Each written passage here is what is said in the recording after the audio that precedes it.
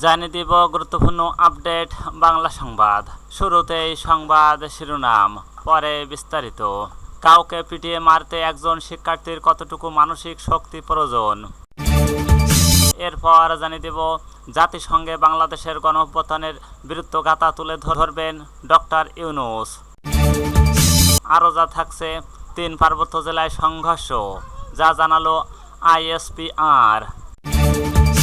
এরপর জানিয়ে দেব রাঙামাটিতে সংঘর্ষে একজন নিহত, 2 পার্বত্য জেলায় 144 ধারা জারি। সর্বশেষ জানিয়ে দেব 20 সেপ্টেম্বর 2024 এক নজরে সারাদিনের আলোচিত 15 খবর। এতক্ষণ শুনছিলেন সংবাদ শিরোনাম, এবার বিস্তারিত। তার আগে অনুরোধ থাকবে আজকের এই ভিডিও সম্পর্কে আপনার মূল্যবান মতামত। ভিডিওটি ভালো লাগলে লাইক, কমেন্ট ও শেয়ার করে সবাইকে দেখার সুযোগ করে দিন।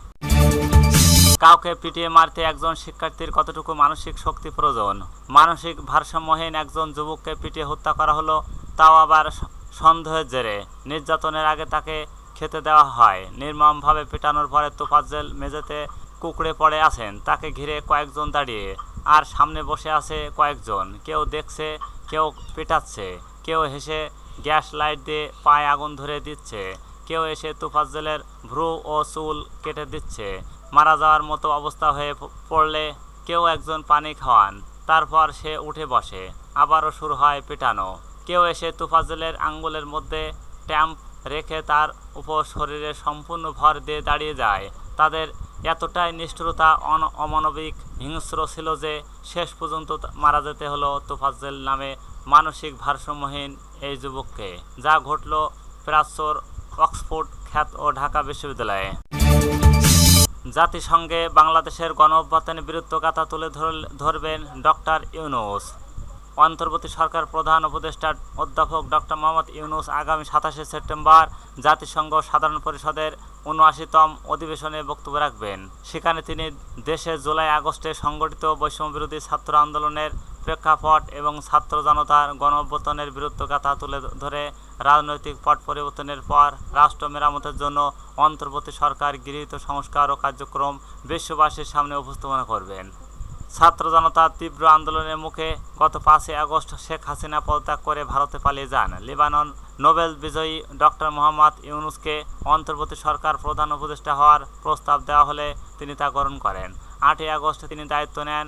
ডক্টর মোহাম্মদ ইউনূস সরকার প্রধান হিসেবে এবারই প্রথমবারের মতো বিদেশ সফরে যাচ্ছেন। প্রধান উপদেষ্টার প্রেস সচিব শফিকুল আলম বলেন, এবার জাতিসংঘ সাধারণ পরিষদের অধিবেশনে প্রধান উপদেষ্টা যে বক্তব্য দেবেন, সেখানে বাংলাদেশের ছাত্র জনতা 5 আগস্টের গণঅভ্যুত্থানের বীরত্বগাথা তুলে ধরা হবে। ছাত্র প্রাণের বিনিময়ে ফ্যাসিবাদের বিরুদ্ধে রুখে দাঁড়িয়ে কীভাবে সফল অভ্যুত্থানে ঘটিয়েছে এবং মানুষের মধ্যে নতুন স্বপ্নের বীজ বপন করছে। প্রধান উপদেষ্টার বক্তব্য তার প্রতিফলন থাকবে।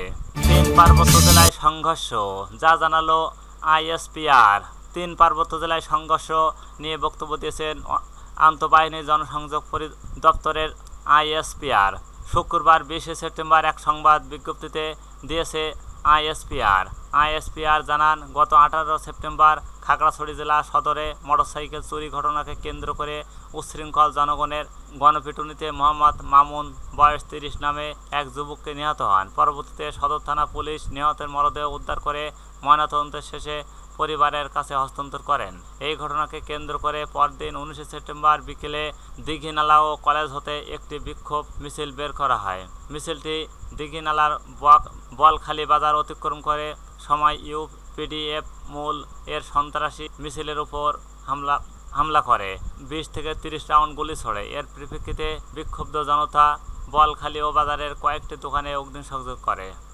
রাঙামাটিতে সংঘর্ষে একজন নিহত, 2 পার্বত্য জেলায় 144 ধারা জারি। খাগড়াছড়ির সহিংসতার উত্তাপ ছড়িয়েছে পাশের জেলা রাঙামাটিতেও।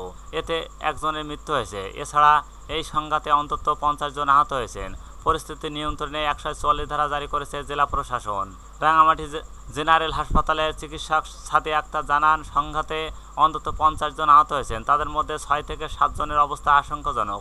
এছাড়া একজন মারা গেছেন, তবে তার নাম পরিচয় এখনও জানা যায়নি। শহরের জিমনেসিয়াম ও চত্বর থেকে কয়েক হাজার পাহাড়ির একটি মিছিলে ইটপাটকেল নিক্ষেপের অভিযোগ তুলে বাঙালিদের বেশ কিছু দোকানপাট ও হামলা চালানো হয়। শুক্রবার 20 সেপ্টেম্বর সকালের দিকে এই ঘটনা ঘটে। রাস্তায় চলাচলকারী বাস, ট্রাক ও ট্যাক্সিতেও হামলা করা হয়। শহরের হ্যাপির মোড়কে কেন্দ্র করে এর দুদিকে অবস্থান নেন পাহাড়ি ও বাঙালিরা। এদিকে দুপুর 1:30 থেকে রাঙামাটি পৌর এলাকায় 144 ধারা জারি করেছে প্রশাসন। বিষয়টি নিশ্চিত করেছেন জেলা প্রশাসক মোহাম্মদ মোশাররফ হোসেন খান। এছাড়া উদ্বত্ত পরিস্থিতিতে খাগড়াছড়িতে 144 ধারা জারি করেছে জেলা প্রশাসন। খাগড়াছড়ি জেলা প্রশাসন ও জেলা ম্যাজিস্ট্রেট মোহাম্মদ শহীদুজ্জামান ঢাকা পোস্টকে বলেন, বিদ্যমান পরিস্থিতিতে খাগড়াছড়িতে আজ শুক্রবার দুপুর 2টা থেকে রাত 9টা পর্যন্ত 144 ধারা জারি করা হয়েছে। 20 সেপ্টেম্বর 2024 এক নজরে সারাদিনের আলোচিত 15 খবর। আজ ঘটনাবহুল ছিল সারা দেশে। দিনের সবচেয়ে আলোচিত ঘটনার মধ্যে একটি খতিব জটিলতায় থমথমে পরিস্থিতিতে জাতীয় মসজিদ বাইতুল মুকাররম।